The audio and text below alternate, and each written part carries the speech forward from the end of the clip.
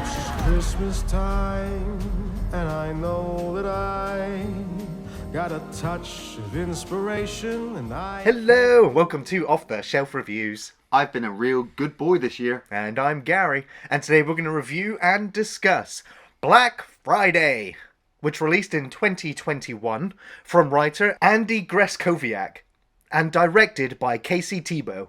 Ian, why don't you give us the synopsis? Well, the story follows a group of late-night Black Friday Christmas workers who are working at We Love Toys.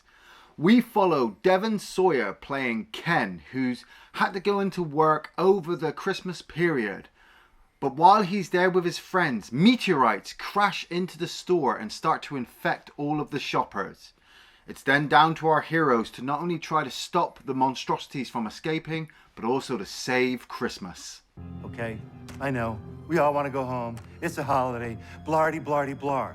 So I'll just be totally honest, I never probably would have stumbled across this film if it wasn't for one man. One man's involvement in this film. Yeah. And that is the legend. That is Bruce Campbell. Yes. I was like, oh, it's a new Bruce Campbell movie?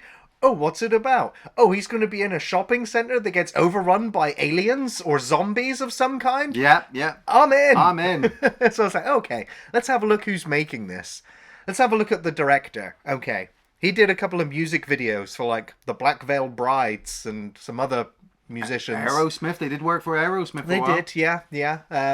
Last year, I think they also did released a documentary called Barely Legal, which was about marijuana. Oh, Weed. okay. Yeah. But I was like, okay, that's fine. That means there might be some interesting visuals with the camera and Yeah, the direction. So let's have a look at the guy writing the script. Oh, this is his first feature movie. Ah, okay. I wonder if he's done anything since this. And the answer is also no. No. So, okay. However, we do have a legend in the industry, in the horror industry, in practical makeup effects. Yep. Robert Kurtzman. Who had, of course, worked with Bruce Campbell on Evil Dead 2 and Yep. helped create so many iconic monsters in the industry. And so, I was like, Bruce Campbell, Kurtzman, even Devon Sawa as well, Yeah, who's appeared in quite a lot of horror movies. Was like, this has all the ingredients, I suppose, for an interesting movie. But like we said, we just had not heard much about it. Like, we saw the trailer just before Christmas, 2021. And like I said, we saw Bruce Campbell. It's like, oh my God, this is exciting. We've just finished Ash vs. Evil Dead, so we're getting another kind of Bruce Campbell production. Devon Sawyer's in it, and he's just kind of had a revitalization, rejuvenation from coming back with the Chucky TV series. So everything seems to work for this movie. But I don't know if it's me, but the pacing on this movie drops out at some point very early on that I just don't ever feel like it ever comes back. Like it starts well, we've got a couple of guys working in this store, they're getting ready for Black Friday sales, and people are walking up to the doors like zombies banging on there. And then we see something smash through the rooftop and hit the floor.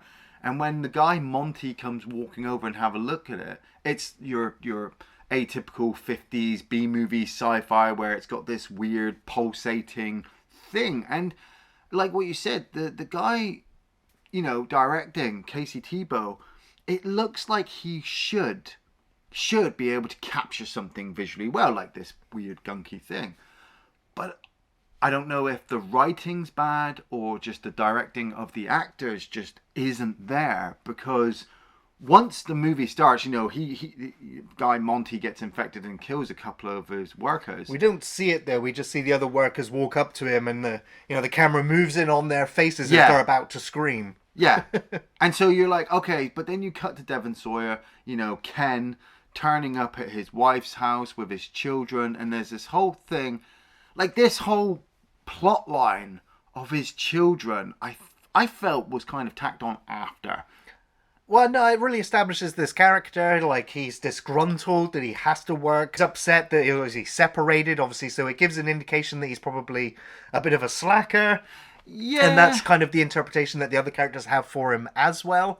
But I really think that the intro to the film is strong. It really establishes the leads, especially. Yeah. Okay, so we've got Chris, played by Ryan Lee as well. He's a bit of a germaphobe kind of guy who's still living at home with his parents, and he's got to work Black Friday, and you know, you get that really cool line where his mum's like, okay, do you have to work all weekend? And he's like, is my dad still charging me rent?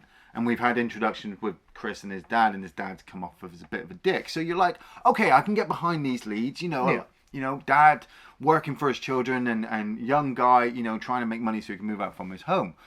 But, okay, so they're working from like 8 o'clock at night till 6 o'clock in the morning.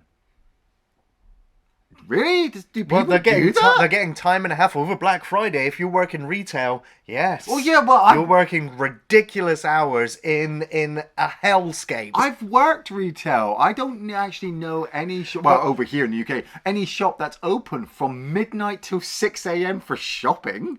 It's very much an American thing Right. as well. Of course, Yeah. we do have our Cyber Mondays, Black Fridays, Grey Thursdays. They're all these tacked on shopping excuses Yes. to get you in there to spend more money than you have. Yeah. And so, yeah, corporate villainy. But of course, it is. People want, it's straight after Thanksgiving, especially for an American thing as well. Yeah. And so, trying to get all those early items ready for Christmas. And it causes, we've seen it in the news every year, don't we? The stampedes. The stampedes, the it turns riots. humans into monsters. Well, this is it. This whole beginning sets it all up. We've got Ivana Baquero, I think, playing Marnie. She's kind of like Ken's love interest. Ruth, he's not my man. We're not dating, okay? Or Oh. it doesn't matter. Oh, so more like consensual fuck partners. Wow. You know, but I don't know, like the second time watching it, I was starting to feel a bit awkward. Like, dude, Devon Sawyer's like fucking 40, 45. This girl looks like she's in her 20s. But I mean, the film also makes a point of it. But it is again also to show how Ken he's not grown up. It's like since losing whatever job he had, since his marriage fell apart, since he ended up in this job, Yeah. he's just regressed. Yeah, but that doesn't come until later on in the movie. You know, at the start, I'm getting behind him. I like the slacker idea of him, you know, messing around. But I'm getting no backstory about what's put him in this position. You know, does he have his children live with him? And then he takes them to the wives for weekends, or do they live with the wife? Yeah, and I he think gets them that's from- pretty obvious. I don't know that the film doesn't tell it. It's like I said, the kid stuff is just like, oh, we're kind of keeping this in the background so that when all the shit kicks off, Ken's idea, has a motive, yeah. he has a motive, but it doesn't appear. The first few attacks that we get, it's not like he's screaming that he's got to leave to go find his daughter. He's actually more happy to say like, hey, let's hunker down so I can get my drinking stash from the toilet, because like he drinks at one point with Michael J. White with his little whiskey bottle. He gets a beer later on. He breaks a bottle of whiskey in the toilet. I'm like, so Ken's an alcoholic. More for me then, right? Well, man, if you work retail, it's not a surprise. Yeah, that is true. I love the setup in this film. If you've ever worked retail, or even if you haven't, this all feels very authentic. Yes. I honestly think I need to check this. I bet the scriptwriter worked retail Yeah. or worked in a store similar to this, because there was little nuances and little things in the script that was just like, they know, Oh. and you know. Yeah, well, I mean, obviously, when you start getting Bruce Campbell's Jonathan character start talking over the tannoy system, Yeah. and then you've got like Brian, played by Stephen Peck, who's basically the hand of Bruce Campbell on the shop floor, dictating to people, giving them shit. You've got Anita, who's employee of the month for like the 7th month in a row. So immediately I'm just like, I want this place to burn the fuck down. I want all these people to be killed and eaten, but you get that first introduction with the granny, don't you? Yeah. These fucking idiot customers. Idiots! Is that what you think we are? Jesus Christ, lady. You watch your mouth, asshole, or I'll rip this place apart, including you! Horrible granny at the till trying to be served by Chris, and he's unable to punch in the numbers because somebody's got honey or candy onto the buttons.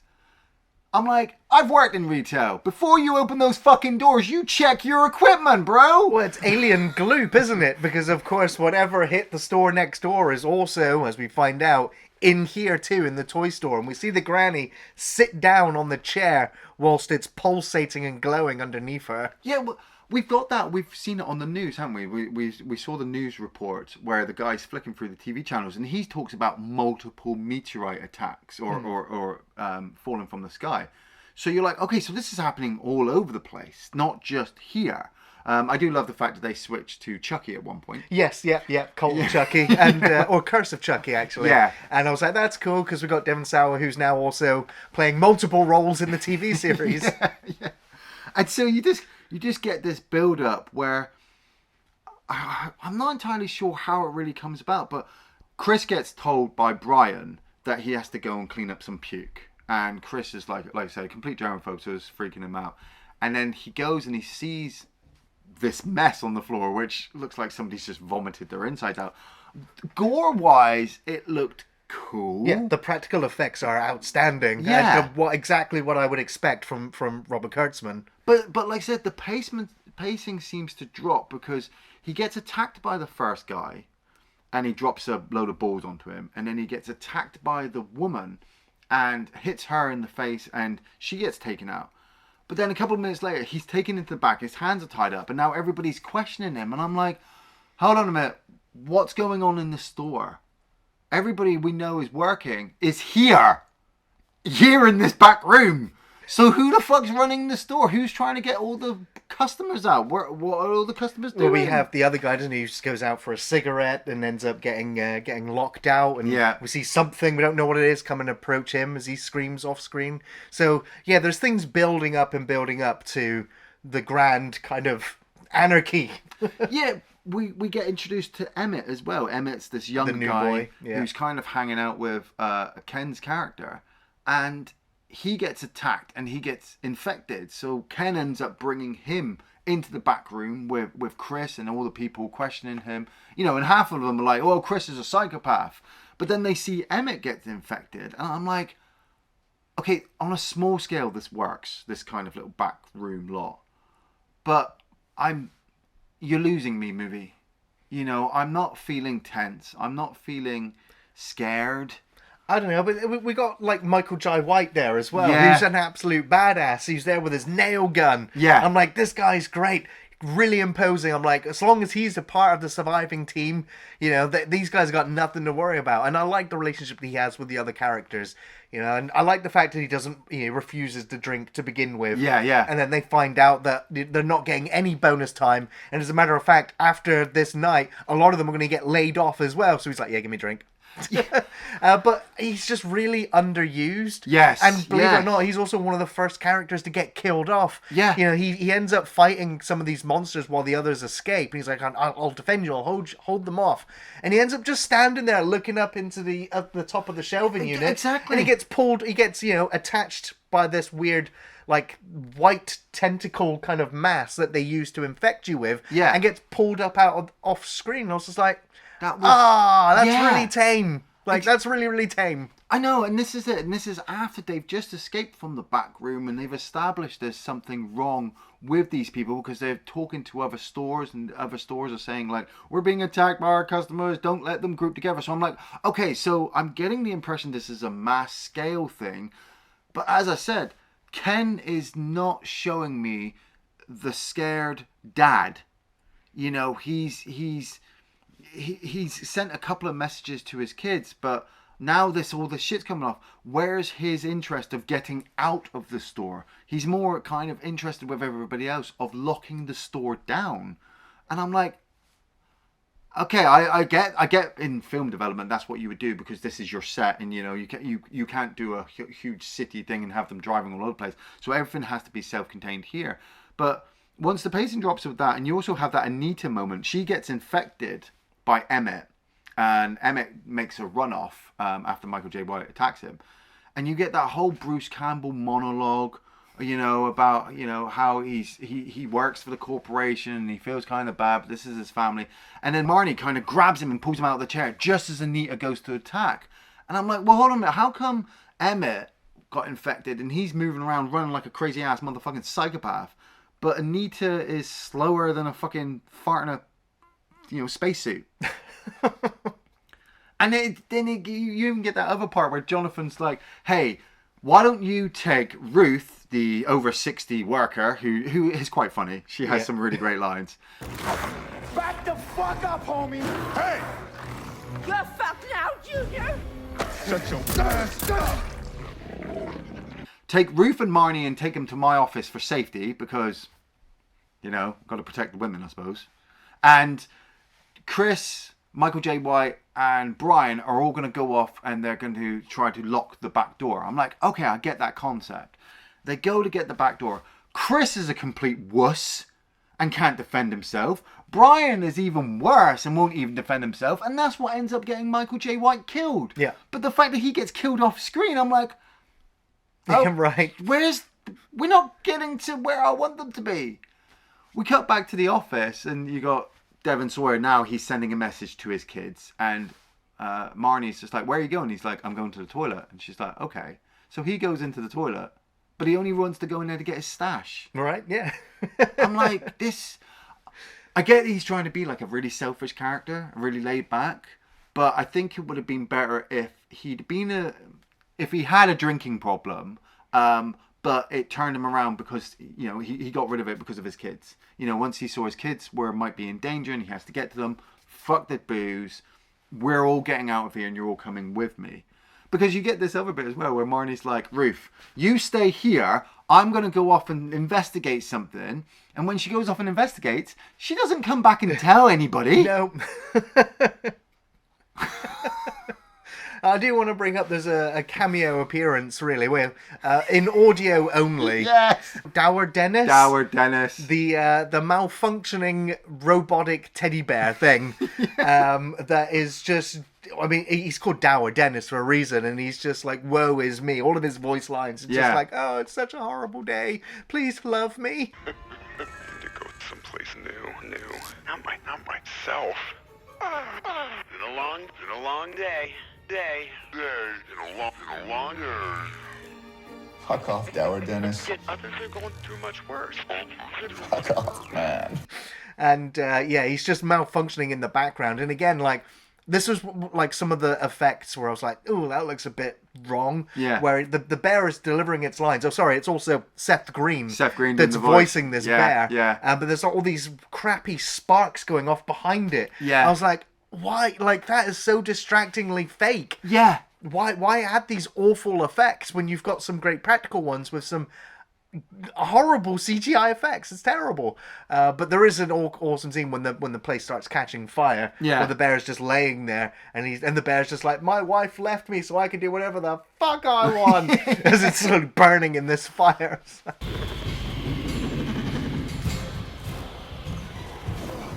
My wife left me, so I guess we can do whatever the fuck. See, I did. Thanks, Seth Green. I did like Daryl Dennis a couple of times, but then towards the end of the movie, I'm like, oh, you're utilizing this for nothing. Well, that's really. it. Like, I felt like they're in a toy store, and you'd think, like, you know, Dead Rising style. You know, let's start comboing toys together to use makeshift weapons to fight these alien human hybrid monsters. Yeah. But the store is so underutilized. Now, I also think that obviously it came out end of 2021. This film was made during COVID restrictions. Right, yeah, and I think yeah. it really shows, because like Black Yes. Friday, you're expecting hordes Hordes. to come through the door, and what we're getting really here is like an angry crowd, you know. And then once the aliens start taking over, like, the numbers dwindle down even more. So it's like, this was made under harsh restrictions on a low budget, Yeah. and it doesn't have the feel, the impact that maybe it should. Because yeah. when the other survivors are looking around, you know, this toy store, which was actually filmed in an old kids are like Babies Are Us kind of thing. Right, yeah. Like, there's only a few monsters walking around, just, you know, moving stuff around. It looks like they're building something. Well, this is it. We start to, you know, we get the information from the other store saying, look, don't let them gather, you know, and we see Marnie watch a few of these things kind of get to the big purple pink orb alien thing in the middle of the room, and they get absorbed into it. They kind of climb into it, and the more they do that, the bigger it gets. So you're like, oh, I get it. It slithers all over again. That's what we're doing. But once she sees that, they all regroup back up together because Jonathan and Ken have killed Lou, the fucking truck driver, in the toilet. And what's interesting is these things can die from headshots.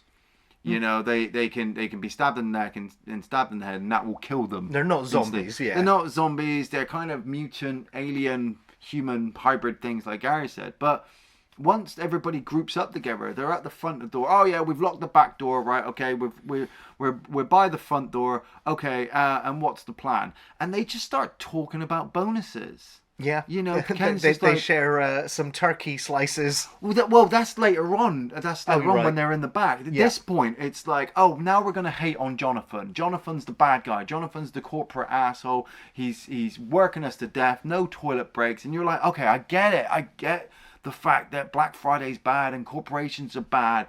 Where are the fucking aliens?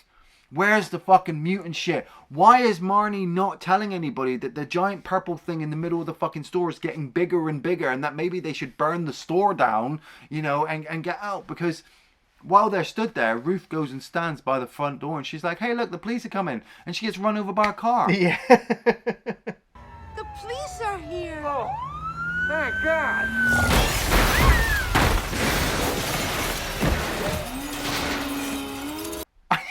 You're like, oh, I kind of liked her, you know. And then like I said, we've already lost Ruth, we've already lost Archie, Michael J. White's character, and so they start rushing back to find another escape route.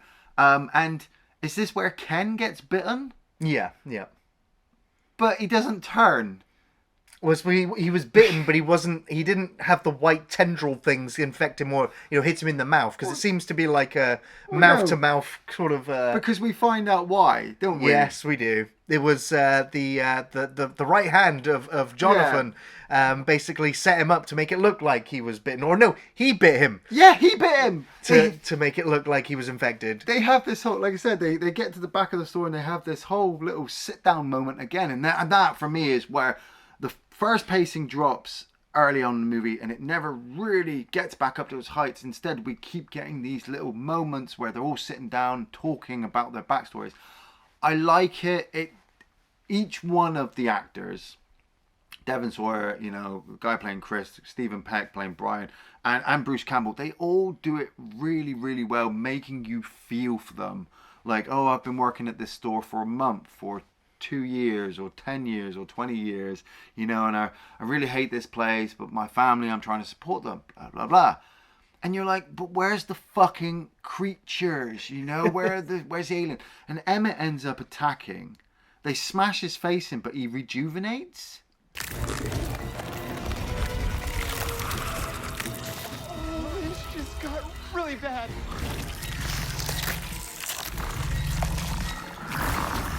Because he gets right back up again, and while they're scuffling, Brian bites Ken. I bit Ken.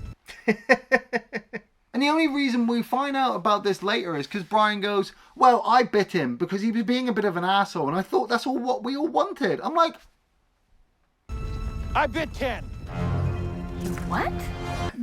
what? Why? I don't like this character anyway, but just to do that is just odd. It's really bizarre.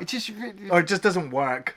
It could have worked, but the film doesn't help make it work. No, because, in a way, it establishes to separate Ken from the rest of the group. So then Devon Sawyer has this whole moment fighting the granny. We see the granny She's still got the necklace, yeah. Yeah, she's mutated into a bigger thing. She's what killed Michael J. White. I did like the kind of weird bird-like noises. It was like beaks that they've got as well, like, elongated snouts. Yeah. With all the sharp teeth. Yeah.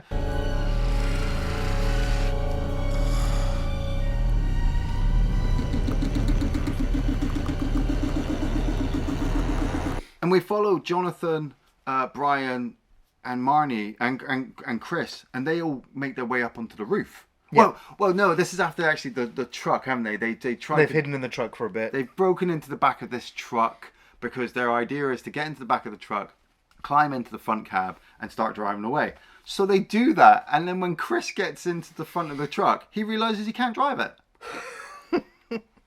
Oh, okay. I'm like, okay, that was a pointless set piece. And then he ends up coming back, and they make their way back through the store because Jonathan's like, I can make my way through the store, everyone, with my eyes closed. So grab hold of my cardigan. And so they make their way through the store up onto the roof, avoiding all of the creatures. Right, Avoiding all of the purple stuff. And Bruce Campbell's up on the roof like, place is on fire. It's burning down too quickly. We need to save the store. I'm like... What? No, have you seen that thing that's growing in there? Let it burn. And like the doorway, the hatch that up there starts being bashed on as the creatures are trying to come through. Yeah. And so Jonathan, Bruce, he's just like, you know what? This is my time. I'm gonna distract them and keep them occupied long enough while you guys make your escape or do something. And I'm gonna die fighting. And and he just jumps in the hatch. I was like, that's what you're gonna do with Bruce Campbell? I think that's what he asked for. You know, he's like, I don't want to survive to the end. I know he's like retired from like making Evil Dead films anymore. Yeah, I mean, yeah. Bless the man, he's old now. He's put his body through enough. But to have him sat down the entire movie near enough, or then to have him have this big speech and not kill a single deadite or alien monster. Yeah. Like, it's like, man, he's so wasted. That's it. He doesn't even have any really funny lines. No. It's like, man. I kind of wanted to hate on him because he was part of the corporation, but then the film got me to kind of like him a bit more because of obviously some of his backstory, the way he works, how he feels like he's being mistreated by the company, which I'm like, I get, because I've worked in that position as well. But then, once he gets up onto the roof and he just kills himself on top of all the other monsters that you don't really even see off screen. There's so much off screen kills in this. You're just like, what are we building up to? And so, you know, Brian has made the revelation to Chris and Marnie that he bit Ken. I bit Ken. And Ken's not really infected. So Marnie and Brian fall off the roof. Right. Into the skip. And then Chris jumps down with them. And we've seen Ken kind of fight the granny. Like, he turned on some gas canisters and that doesn't fucking do anything for like even towards the end of the movie. Like, what was the point in that scene? Like, I would have liked to have seen her get blown up or whatever, but instead she gets consumed by the purple thing.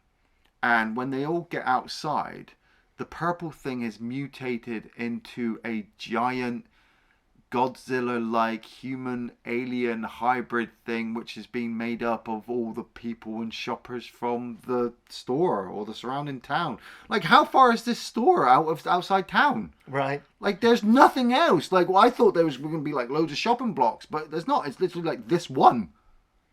Yeah.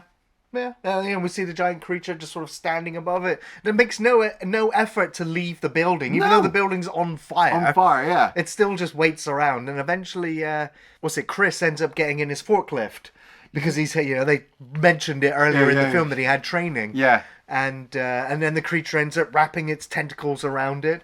He ends up putting the thing in reverse and braking, and then eventually lifting the brake, jumping out as it slams into the creature's face. Yeah. It pulls it out, and there's blood and chunks flying everywhere. I'm just like, oh, okay. Yeah, but the creature still just sits there burning in the building. Well, that's it. It kind of falls down and crashes, and it's dying. And we'd already lost Brian. Brian thought it would be a good idea to try to talk to the creature. Right. He just got flicked off screen. He just got flicked off screen. And, Ken, Chris, and Marnie all jump into Ken's van, and he's like, yeah, we're going to get out of here. Let's go for pancakes. Because throughout the movie, he's been wanting to get with Marnie and have pancakes. And they're all like, yeah. I thought you were going to go rescue your kids. Yeah. But no, pancakes is first on the agenda. And they end up driving off, and we see that the fact that the creature hasn't died, it's still... No, there's another one. Oh, is that a second one? That's just because there's, it's breaking out everywhere. I thought it was the same creature. No, it's another one.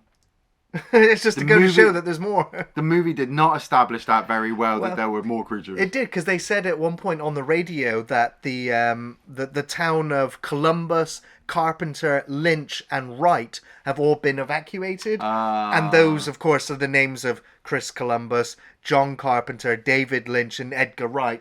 All directors of films that inspired this one. Right. So it's just like, so it's broken out everywhere. It's like a proper alien takeover. Yeah. Yeah, it's traditional horror ending, isn't it? Where the egg's left at the end, and you're like, oh, there's more. Whereas this one, giant alien creature hybrids. But I don't know. Once the movie ended, I was like, yeah. Like, am I missing something, or like, was something not there? Well, yeah, it's underwhelming, isn't it? It is. It's not a full satisfying ending because the creature just literally grew up, did nothing, got thing in the eye, and fell over, and then there's another one in the background. It's like, yeah, okay, like on an like in an 80s movie that kind of works, but in like 2021, it's just like, you just kind of ran out of money and ideas, really, didn't you? And just couldn't really do it, and just went, there you go. I suppose you've just hit the nail right on the head. That if the movie had a bit more of an 80s style around it, everything that we're kind of nitpicking would kind of be okay because that's the style. But that was it. The whole film was a nostalgia trip for me to 80s horror movies. Yeah. Except the CGI just made me go, oh no. But I feel as well that they didn't go with that too much. They were just like, oh no, we're going to set it present day. It's 2021. We're going to try and do as much as we can. And like, unfortunately, like we said, COVID hit, and so they're like, oh, we've got to change everything. You know, like maybe they should have had it like even an audio cue at the beginning, like a videotape going into a play, and then the skin, the white flicker coming up to say, right now you're watching an 80s inspired movie, because by the end of it, I was just like, I didn't care. I felt bad, but I didn't care that Jonathan died. I didn't really care about Archie, Michael J. White dying. I certainly didn't care for Ruth or Anita or fucking Brian getting killed. And now these three, who I knew right from the start were obviously going to fucking survive this, are driving off for pancakes.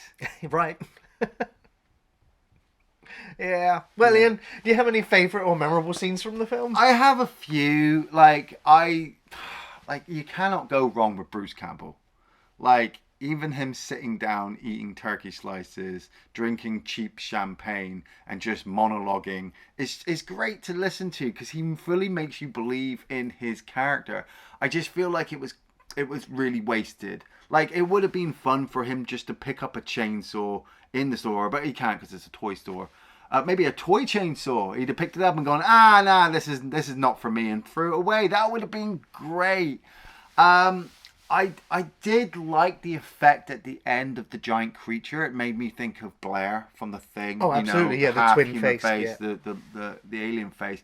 But once again, like, I got confused once it got stabbed. I was like, oh, is that it's still live? And Gary's like, no, it's the second one. I'm like, is there? Because then I would have liked in the background maybe seeing 6 or 7, standing and them going, oh, we're going for pancakes. I'm like, no, you're not. Look, there's fucking these things everywhere. I did like the bathroom fight a little bit, like Devon Sawyer fighting Lou and Bruce Campbell standing there like a complete coward and then getting the broken glass and stabbing him in the side of the neck. One of the parts I really, really, really didn't like, and I think the movie did kind of, said because of COVID and all that, they tried to fill it with filler. But it was the part where Chris, Ken, and Marnie all kind of argue amongst themselves. Like, everyone's giving Ken shit because he's a bit of a waste of space, an alcoholic, and doesn't really take care of his kids. But, they're also giving Marnie shit because she's giving the wrong impressions to Ken that they're in a fling, but they're not really because he's twice her age. And everybody's giving Chris shit because Chris is wasting his time at this store where he could be going off and doing something more. And it didn't do anything because as soon as the scene ended, the three of them walked off to look for an escape.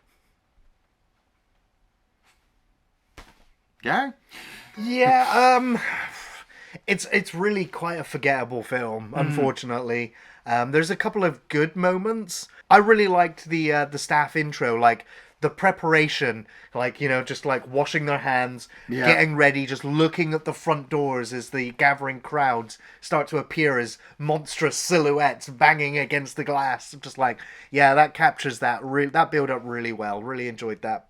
I really like the moment when the doors do open and they've got the Christmas is cancelled song playing, and of course everybody just fighting over, stuff. Items off the shelves, for stuff. Yeah. Again, the film, living up to the title of the film, does that pretty well. Again, like probably the funniest line that Bruce has in the film is when the power goes out. I don't think this night can get any worse.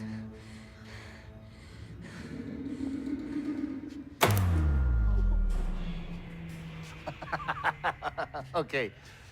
Does anybody else just think that's funny? Yeah, and I had to laugh because I'm like, Bruce Campbell laughing always gets me to laugh. Exactly, yeah. So one highlight there. Yeah.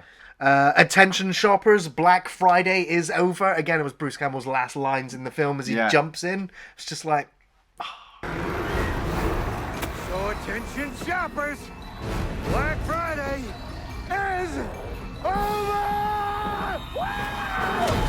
I really liked the giant creature effect when it comes out, but it just doesn't do anything. It flicks Matey over, then it just sits there and wobbles.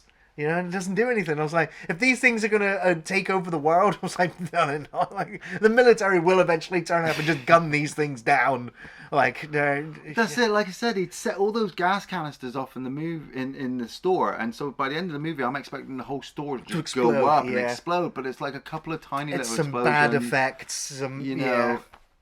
And even Brian's death. Like, we hated Brian all the way out for the movie. So when he died, we're supposed to go woohoo, but we don't. He gets flicked, and we're like, eh. Ian, you recommend Black Friday? It hurts me to say this, but no, I don't recommend Black Friday. I really wish I could, but I don't think, personally, I don't think there's enough in the movie to keep your interest going past maybe the halfway mark. And it's only, an hour and 24 minutes long, so it's not even really that long, but it does feel especially long in certain sequences, and I think those sequences are mainly the characters building up story plot line for their characters, which really don't go anywhere and really don't have any major effect on the story. You know, we're here because from what we gathered from the advertising, there was going to be hordes of zombie-like alien weird hybrid things attacking these people in the store, and they were going to defend the store, where in fact they spend most of the time trying to stay in the store. When you're screaming at the TV, they should get out of the fucking store because of the giant purple thing in the middle of the store that nobody seems to notice or be bothered by, or just it's a real shame. But in fairness, if you're a Bruce Campbell fan, you've watched a lot of duds. Like, come on, Moontrap, people. It's Moontrap all over again. You know, if you're gonna watch it because you're a horror fan and you like Devon Sawyer, or you like Michael J. White, or you like Bruce Campbell. There's not really a lot in there, so go with it, I suppose. Yeah. Now, I'm giving this film a pass. It's watchable, and it's over pretty quickly at 80 minutes, and it does entertain with some good creature effects. But let's be honest, it's getting a pass just because Bruce Campbell was in it. Yeah. Even if he is poorly used, it's great to see him in a movie where alien hybrid creatures take over a children's toy store. Robert Kurtzman, who has helped create iconic horror characters, gets to shine here in some cool-looking practical effects. Just not sure of the Poltergeist sort of hybrids. Yeah. The lack of extras for a Black Friday sale reminds me of the COVID restrictions, and it lessens the carnage count, but it's forgivable. However, Michael J. White and the location, along with Bruce, felt incredibly underused. The cast was fine. It was great to see Devon Sawa doing more horror movies. The film and script does a good job, though, establishing the horrors of working retail during the holiday, but it lacks any real memorable moments, no major thrills. Everything you've seen before just remixed, and it's just okay, even with great ingredients. Give it a watch, put it on in the background, you might get a few laughs out of this one. Don't let the holidays eat you alive. With that being said, Ian and I are going to be taking a break for the rest of the year, and we just want to wish you a very, very happy Christmas and a kick-ass awesome New Year, and we'll see you back then, first Thursday of the new year, for a brand new film review. Take care, everyone.